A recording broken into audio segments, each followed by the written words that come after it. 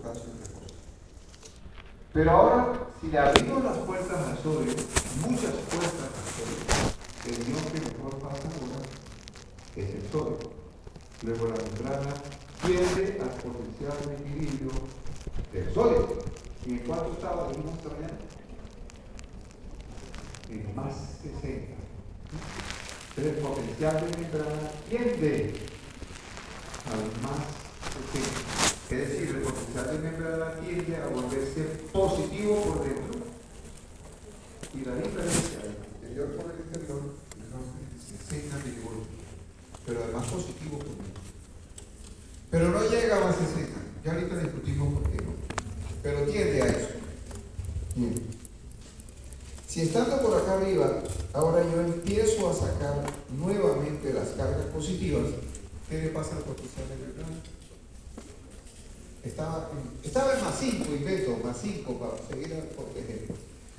Porque hay un exceso de 5 cargas positivas. Pero ahora las cargas positivas empiezan a salir. Pues, si sale la carga positiva, pues ahora más 4, más 3, 0. Siguen saliendo cargas positivas, pues quedó el interior otra vez negativo. Menos 1, menos 2, menos 3, menos 4 y menos 6. Entonces, solo jugando con el movimiento de carga positiva, yo puedo mostrar ese comportamiento. A medida que entra carga positiva, la membrana se va despolarizando. ¿A qué llamamos despolarizar? A disminuir el voltaje. Eso es despolarizar. Entonces de menos 6 pasó a 0. Pero resulta que después pasó hasta más 5. Se volvió a polarizar, pero al contrario. Y después otra vez se volvió a despolarizar y se volvió a repolarizar negativamente. ¿Eso está claro con ese ejemplo? Si entran cargas positivas, se vuelve positivo el interior. Salen cargas positivas, quedó el interior negativo. No quiere usted. Entonces pongámoslo ahora en esos términos del sodio, ¿no? El sodio entra, la membrana no está en menos 6, sino en menos 70. ¿No? O si está cerca del potasio, es del orden de menos 90. Ustedes hicieron el cálculo esta mañana. Está entrando el sodio, ese señor tiende al más 60. ¿Y por qué entraría el sodio? Porque usted le abrió los canales. ¿Y cuáles canales en particular? Los canales que dependen de voltaje. Si usted por alguna razón le dio una trompada a la célula y consiguió despolarizarla, invento unos 5 milivoltios o unos 15 milivoltios, usted llega a un valor del potencial que es el valor del potencial que abre los canales dependientes de voltaje. Entonces se empiezan a abrir las compuertas de los canales de sodio y entra sodio a la rata. ¿Y por qué entra? Porque tiene la fuerza química y eléctrica que lo empuja a entrar. Entra por los poros. ¿Y tiende a qué? A más 60. No llega a más 60 la membrana. ¿Por qué no llega? Porque acuérdense que los canales de sodio dependientes de voltaje tienen dos compuertas. Una compuerta externa que se le abre fácilmente con el voltaje, pero al mismo tiempo que se abre, la interna se va cerrando. Es decir, los canales se activan, pero se van inactivando inmediatamente. Entonces, ¿cuánto tiempo le duran los canales abiertos? Poquito. Entonces, cuando el sodio iba para más 60, le cerraron la puerta. Primera razón. El hermano no consiguió entrar más. Segundo, si el sodio empezó a entrar, el gradiente del sodio aumentó o disminuyó. Yo tenía mucho sodio afuera, poco adentro, pero él empezó a entrar. La diferencia aumenta o disminuye. Empieza a aumentar por dentro, la diferencia disminuye. Ok, entonces la fuerza impulsora disminuye. Entonces, entra más despacio porque la fuerza es más suave. Entra más despacio y se le cierra la puerta. Y tercero, cuando usted está por allá con el más 60, se abren los canales dependientes de voltaje para el potasio. Pero el potasio tenía antes unos canales que no eran dependientes. Pero ahora a ese voltaje se le abren los canales de potasio. ¿Dónde está más concentrado el potasio? Adentro. Él tiende a moverse por gradiente químico hacia dónde? Hacia afuera. ¿Y por gradiente eléctrico? Hacia adentro cuando estaba en reposo. Cuando en reposo la membrana era negativa por dentro. Pero ahora la membrana es positiva. No es que está en más 30 por acá llega. Si la membrana adentro es positiva, vamos que se mueve el potasio por gradiente eléctrico para afuera. Entonces ahora el potasio está en las mismas condiciones que el sodio antes. Las dos fuerzas lo empujan en una sola dirección. Entonces si usted le abre las puertas al potasio, hermano, sale volando. ¿De acuerdo? Entonces, y si usted saca potasio, está sacando carga positiva. Y si saca carga positiva, el interior le va quedando negativo. Entonces, mire, esta fase de ascenso de esta gráfica es entrada de sodio y esta fase de descenso suele ser salida de potasio a través de canales dependientes de potasio. ¿De acuerdo? ¿Hasta ahí vamos? Bien. Resulta que entonces entró un poquito de sodio y se quedó por dentro. Salió potasio y se quedó por fuera. ¿Cómo hacemos para restablecer el sodio? Con la bomba de sodio y potasio. ¿Qué es lo que activa la bomba de sodio y potasio? Eso, exactamente. Un aumento de sodio por fuera o un aumento de potasio por dentro. Entonces tienen las dos cosas de papayita para activar la bomba. Que la bomba regresa las cosas a su lugar. ¿De acuerdo? Ojo, la bomba no sirve para el potencial de acción. El potencial de acción ocurre por pura difusión. ¿De acuerdo? El mecanismo de transporte en el potencial de acción es la difusión simple a través de canales. La bomba sirve para restablecer el desorden que se generó con el potencial de acción. ¿Está bien? Bien. Entonces, en últimas, ¿qué es un potencial de acción? Mire, es un cambio del voltaje de la membrana en función del tiempo, pero que ocurre a través de canales dependientes de voltaje, porque entra sodio y sale potasio. En la mayoría de los casos es así. Hay casos en que la fase de ascenso no es sodio, sino es calcio, como en los marcapasos cardíacos, o en algunas células musculares lisas del intestino. La fase de ascenso no es sodio, sino la fase de ascenso es calcio.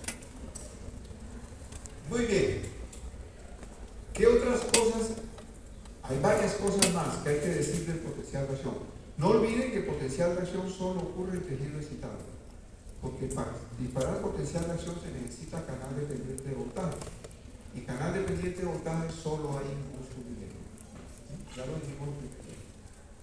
Bien, entonces pongamos el concepto de umbral.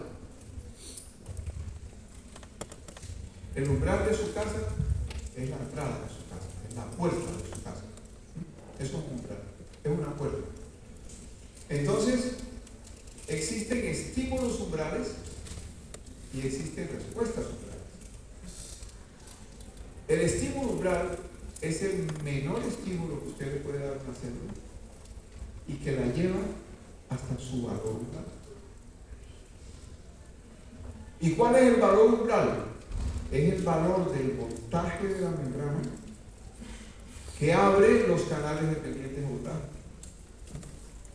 Los canales dependientes de voltaje, acuérdense, 8 millones de voltios metros, es campo eléctrico de la membrana. Hay un cierto voltaje que hace que la molécula cambie de forma y abra un hueco. Eso lo dijimos el primer día. Ese voltaje que hace eso, el que abre las compuertas, ese es el voltaje. Entonces, la membrana generalmente la ponen como en menos 70 en reposo y casi siempre la ponen en menos 65 el umbral, ¿no?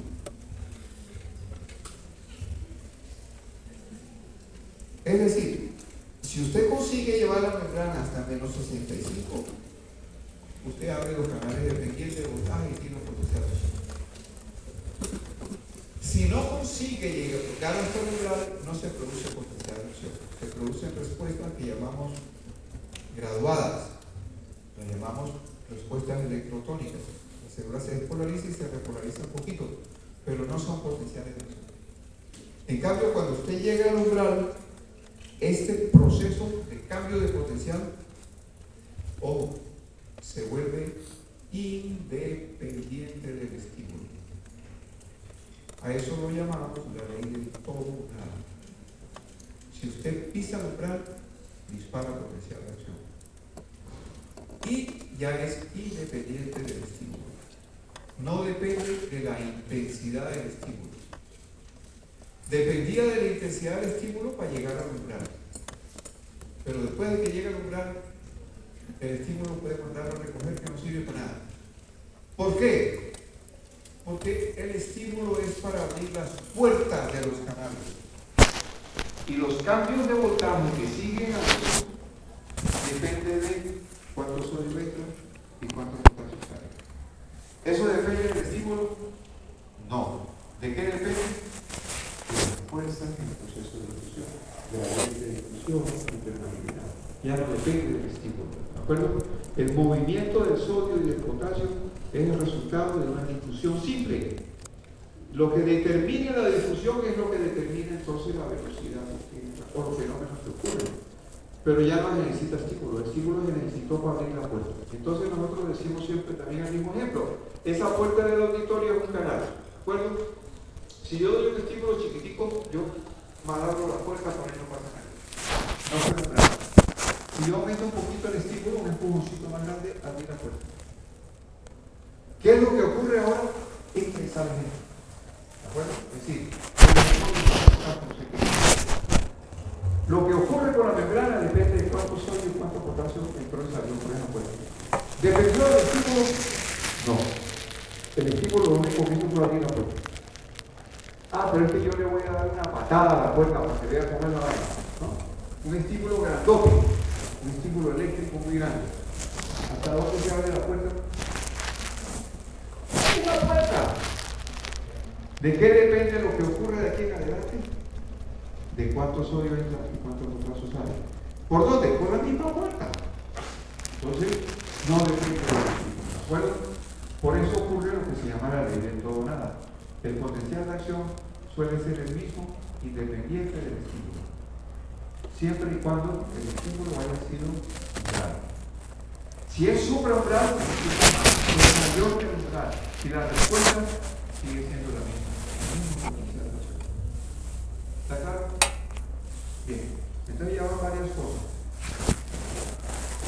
Definimos a qué se debe la bipolarización, a la fase de ascenso, la de sodio, a qué se debe la fase de descenso, la ley de potasio, a través de canales de voltaje. Se activaron los canales dependientes de voltaje porque hay un valor que hace que se cambie la conformación y aumente la permeabilidad para esos motivos. Entonces su estímulo debe ser para el umbral. La respuesta es todo o nada. Es decir, o hay o no hay respuesta, pero no es que hay chiquita y más grande. Podría haber chiquita y más grande, pero depende de otras cosas. Pero ahora no importa. ¿Qué otro concepto? El concepto de excitabilidad de la célula. El concepto de excitabilidad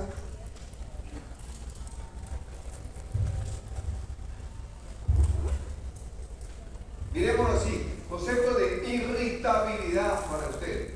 Hay días que uno lo insulta que usted no vaya, pero y que no hay palabras. En cambio hay otros días en que uno medio lo miran feo y uno dice que pelea o que no.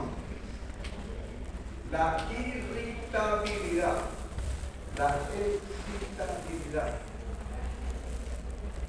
se refiere a qué tan cerca estoy yo en reposo del umbral. Entre yo más cerca esté del umbral, más excitable soy. Porque con un empujoncito pelea.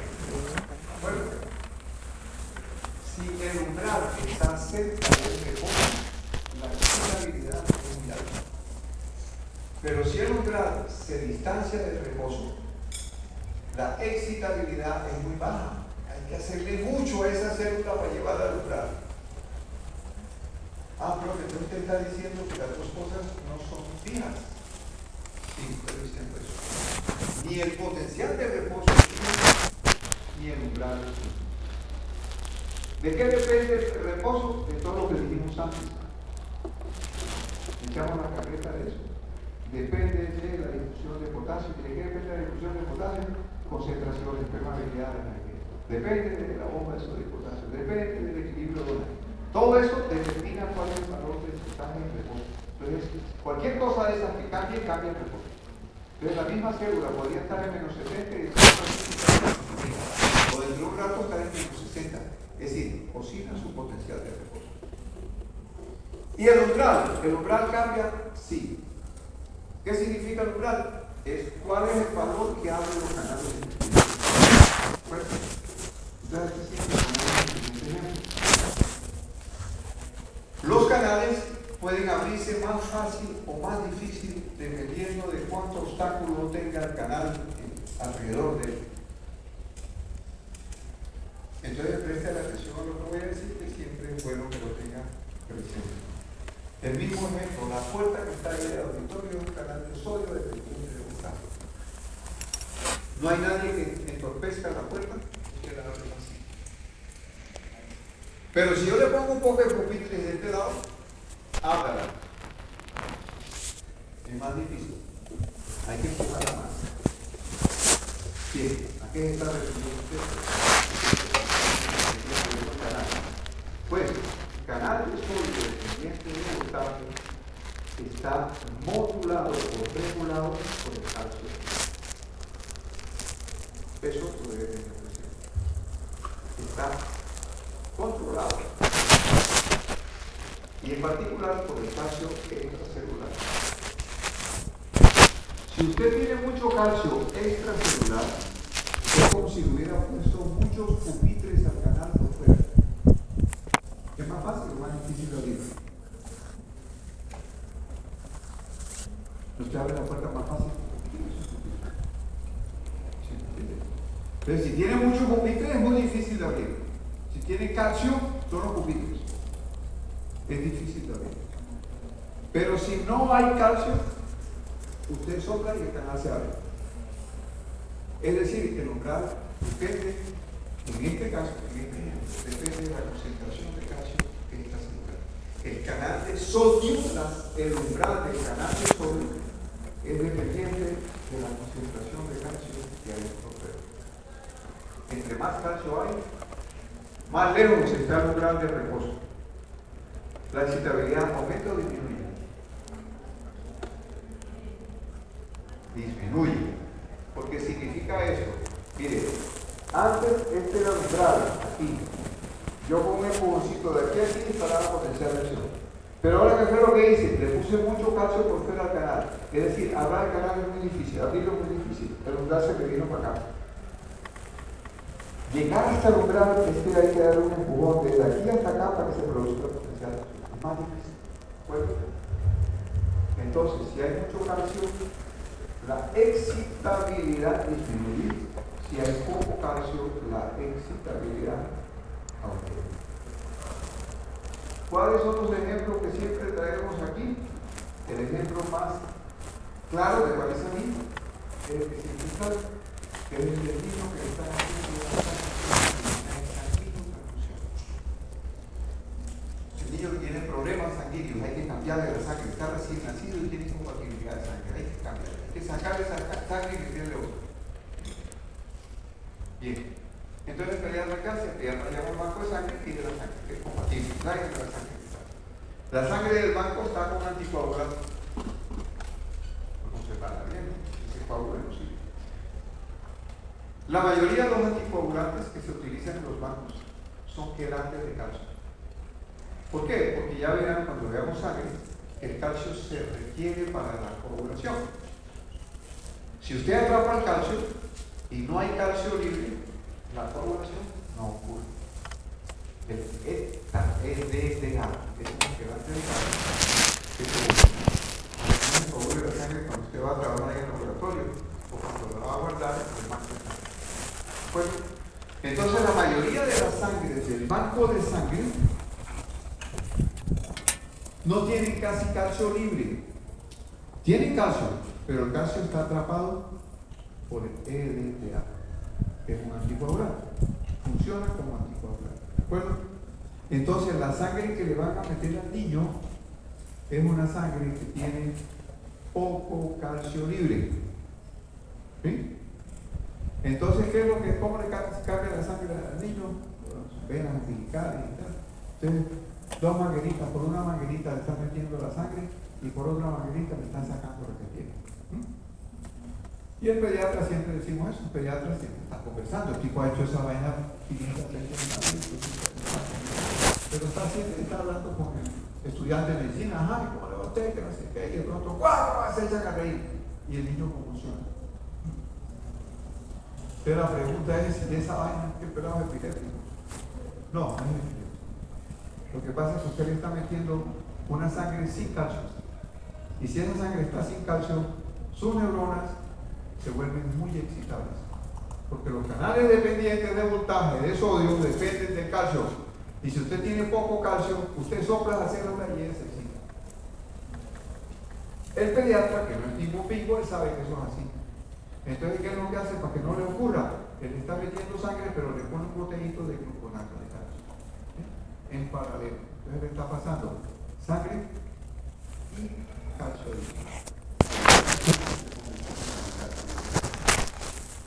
Entonces, venga, yo intento poner el ejemplo que puede ser de utilidad para ilustrar que esta cosa no es tomar el pelo. Esto es en serio. Cuando uno habla de las vainas básicas, las cosas básicas parece que es una teoría por allá aburridora. Sí, puede ser aburridora, pero venga, es que en la práctica la ven ustedes, ¿de acuerdo? Entonces, en el paciente lo va a ver. Ocurre con los niños con diarrea en el otro ejemplo. Niños recién nacidos es básicamente agua y electrolitos. El 80% de su peso es agua y electrolitos. Y el chino tiene una diarrea, vómito, no sé qué, perdió agua y electrolitos, tiene un desequilibrio del carajo electrolítico. Y está deshidratado y el chino poco funciona. El comentario sí, un compañero de tiempo de chino además estudiando es epiléptico. Aparte del respeto a la cosa, ¿verdad? Entonces uno que le dice además, el chino era sufriendo, pero usted es un bestia, ¿no? Y claro, porque el chico no tiene un carajo, porque el pelado tiene un desequilibrio electrolítico tremendo.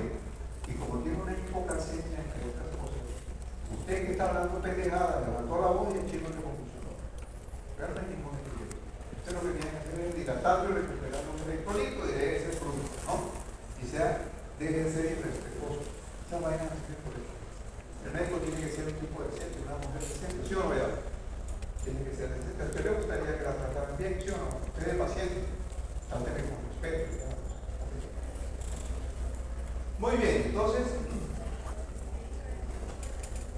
potencial de acción tiene concepto de reposo, concepto de umbral, concepto de excitabilidad, concepto de ley de todo o nada. ¿Sí? Puntos concretos de lo que hemos hablado. Nos falta uno, el concepto de periodo refractario. Periodo, como su nombre lo indica, es el tiempo. Un tiempo que si decimos que es refractario, decimos que es un tiempo en el que la célula es refractaria, es resistente. ¿Resistente a qué?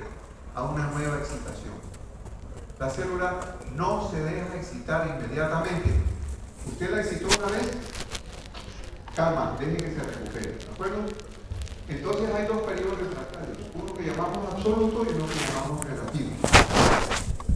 Después de que usted pasa el umbral, comienza el periodo refractario absoluto, que se explica porque la compuerta interna del canal de sodio, dependiente de voltaje, se cierra, se inactiva.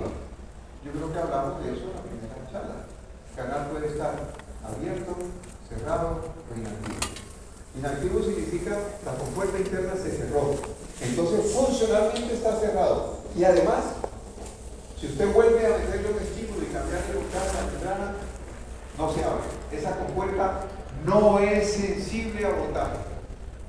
¿De acuerdo? ¿Qué es lo que hay que hacer? Esperar a que la molécula recupere otra vez la forma original. Y la forma original es la compuerta interna se abre y la interna se cierra. La externa sí es sensible al cambio. ¿De acuerdo? Entonces, periodo refractario absoluto es un tiempo durante el cual usted no puede volver a disparar potencial de acción. Ni a palo. La excitabilidad, ¿cuánto vale? Infinito.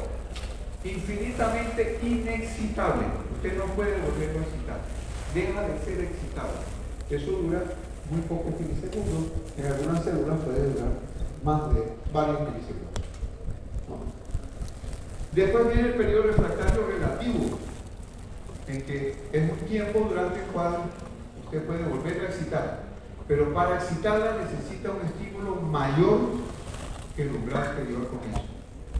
Es decir, si usted le da un porrazo más grande, el man dispara, de lo contrario, tampoco dispara.